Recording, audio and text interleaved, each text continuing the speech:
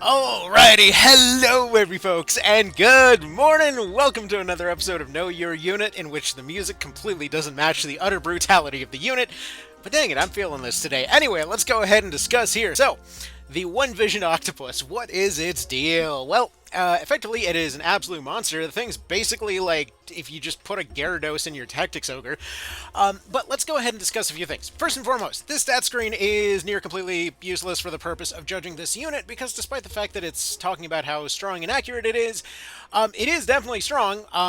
It's not really terribly accurate. Just remember that if you are looking at this, obviously, the stats on a beast unit have to do a lot of heavy lifting to make up for the fact that it doesn't have equipment. So, their accuracy is kind of unnaturally high compared to human units. Now, with that being said, let's go ahead and discuss what these guys actually do, what's special about them. For one thing, whip hands!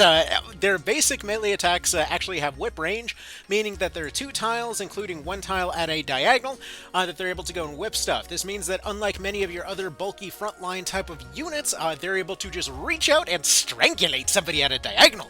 But their actual main thing here is going to be all of their water skills. I want to point out, though, you'll notice that there is no Aqua Veil on this list. It was taken away from them. Oh no, have they been nerfed? No, they've been buffed so hard that it was the only way to keep this game remotely balanced. So let's discuss. So with their different skills, you'll notice that their list has been essentially crunched down to something that makes more sense. Oh no, they can only augment water. Good, because all their skills use water anyway. Why were the rest of those augments even on there? Let's go down the list here. So we got Rampart Aura in just an absolutely insane degree. Rampart Aura 3 on top of Maelstrom is just comical. We've got Counter Hit, which is just useful for generating additional TP. I mean, the regular melee hits are okay, but nothing to really write home about. In fact, I would actually, in many cases, prefer not to run Counter Hit in cases where you're running an Empower setup for that fight. We've got Bash for the purpose of moving stuff around. This is especially useful when doing those awkward diagonals I mentioned earlier for just pushing a unit out of the way. We've got Steadfast, as if anything's going to be able to move him anyway. Realistically, Steadfast, the only time that they actually need it is going to be in those cases where, let's say, a dragon is going to attack them near a cliff. Because remember, in One Vision, a beast unit cannot be knocked backwards except by another beast unit. So unless it's a heavy unit, it can't really do anything to it anyway. We've got Max TP for absolutely spamming the bejesus out of your moves if you'd like, and then Tactician as well as Reflect Damage to take advantage of their extreme bulk and turn it into damage, Dash for getting into position, Black Mucus for inflicting slow and water reverse. So this is going to be new for any of y'all that are coming in from other versions. So yeah, Black Mucus in this one is not Fall Strike, it is slow. This means that it is a exceptionally good offensive tool to just kind of go and slap on them whenever you're going and putting them in the front line. You just basically have them inflict slow in an area and then attack at a diagonal, and there you go. They're free from retaliation damage. They're good at setting up for additional future damage with that water reverse, and they're slowing down targets with pretty reasonable accuracy. This starts off, I believe, at like 60% accuracy, give or take, and then it just kind of goes up in range with every rank. Anyway. I believe it's range in this case, not accuracy, but I could be mistaken on that. Anyway, we've got Instill Water for adding some water training to their basic attacks, as well as your usual suite of wards over here. And then we get to the meaty stuff down here.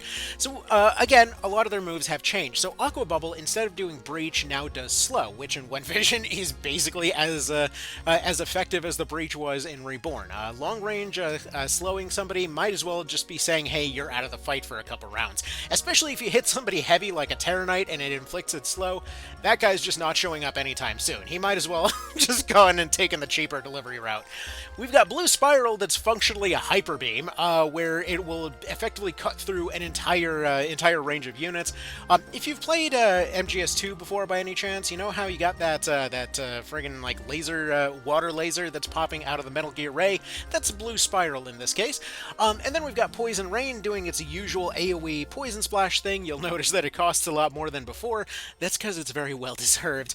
And then we've got Maelstrom for taking advantage of Rampart Aura and weaponizing it into an entire party deletion. Now, let's go ahead and show how they function in a fight, just to give you a general idea here, because in their basic sense, they're I mean, they're basically like a bulky whip soldier, give or take, with a almost Terenius-esque AoE and the ability to slow units down. Now, I didn't put that on them this time around because I want to show off some of their other abilities, but what we're looking at is a unit with some good general purpose fighting ability, even before we consider their other functions. So for example, we'll go ahead and use them as a range support in this case, because they can function as a skirmisher, they can function as a frontliner, they can function as a kind of a forward wall.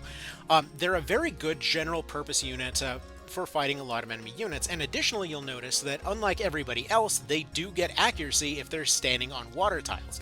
They might be saying, wait a minute, that's mold. What the hell, dude? That's not water. You can't drink that.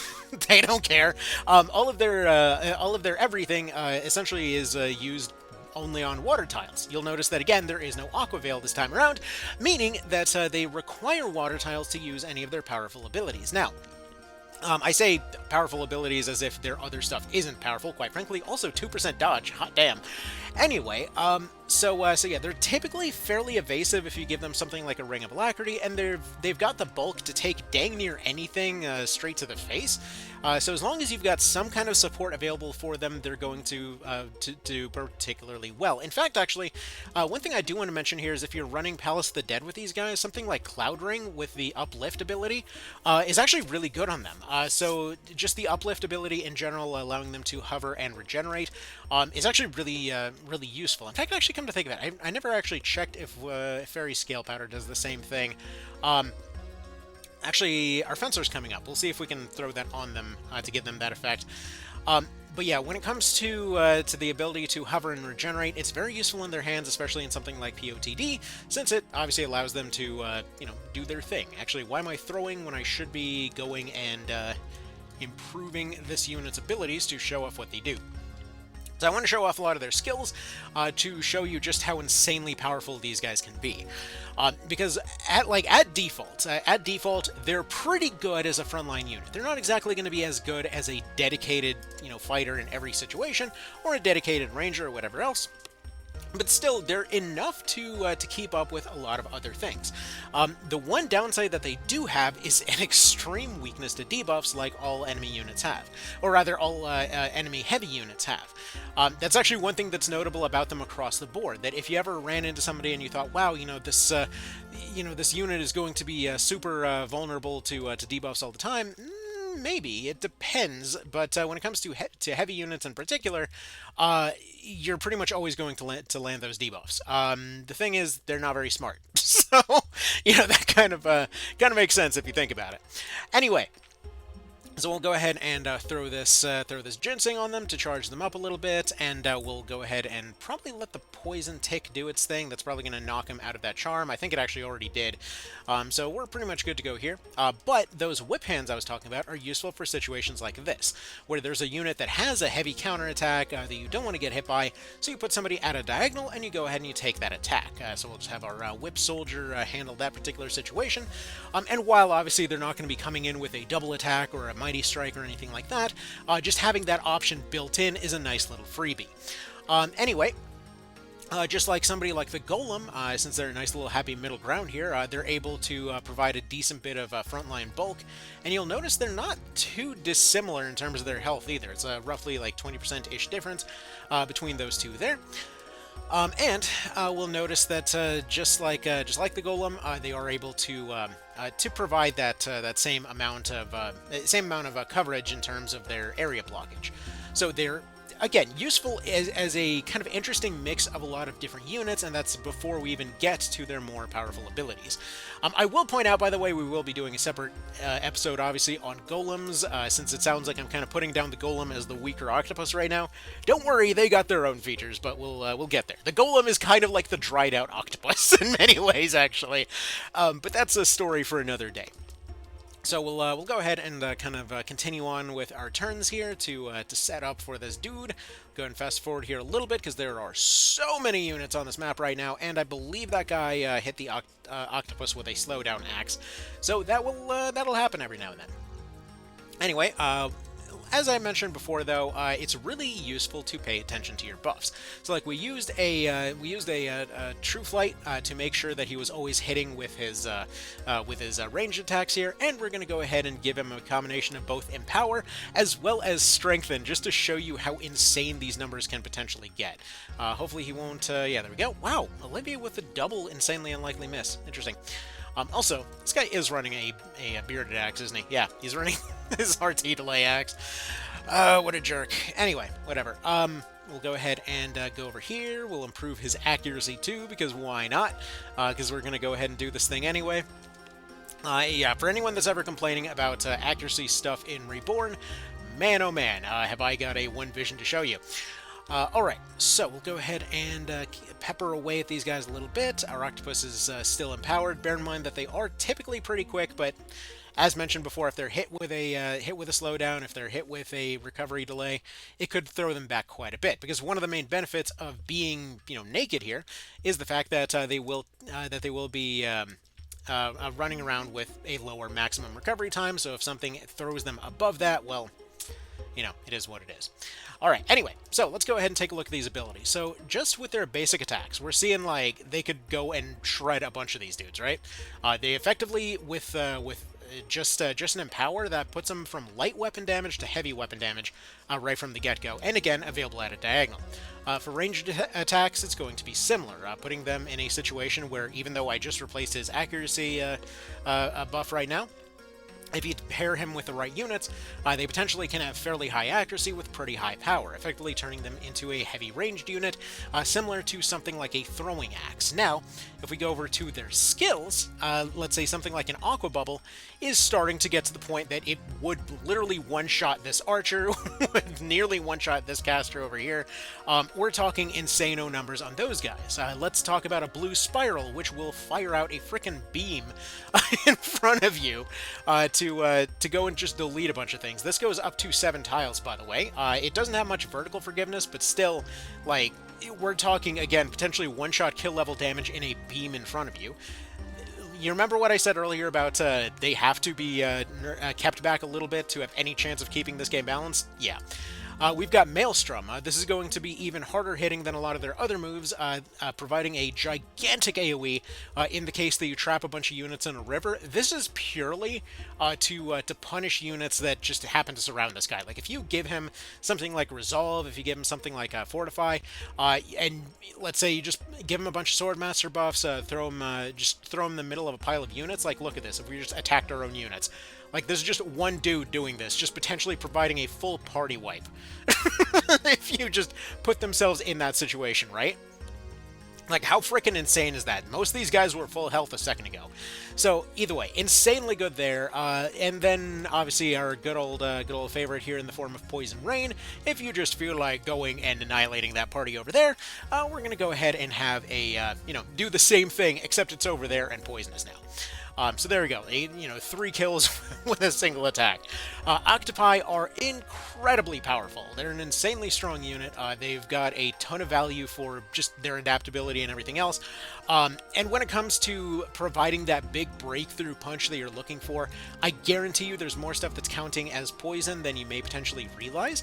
That's actually one of those cool things about things like water tiles and whatever else, that there's actually a lot of things that count as water tiles, as you saw right here. That poison moss counts as a water tile. Anything wet counts as a water tile. So just use them to break through and tank. They're kind of the heavy tank of the bunch, really. Being somebody that is extremely bulky, extremely vulnerable to debuffs, but still able to provide a pretty insane amount of punch. Effectively being the moist version of the golem, as it were, just to kind of throw that on its head a little bit. Alright, so yeah, that's basically what you do with an octopus. It's generally advisable to keep their numbers relatively low, considering how big their sweeping damage is.